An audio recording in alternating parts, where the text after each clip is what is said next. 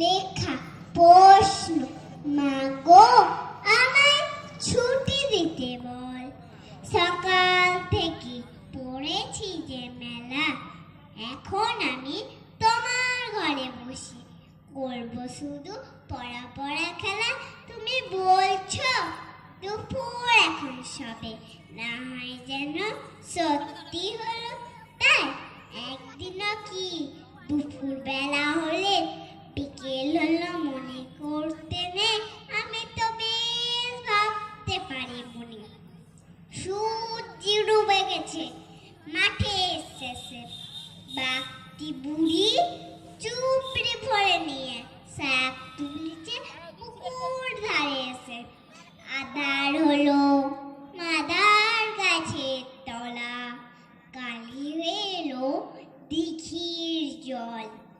হাটের থেকে এলো সবাই ফিরে, মাঠের থেকে এলো চাষির দল।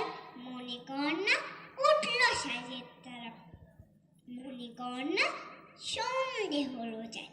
রাতের বেলা দুপুর যদি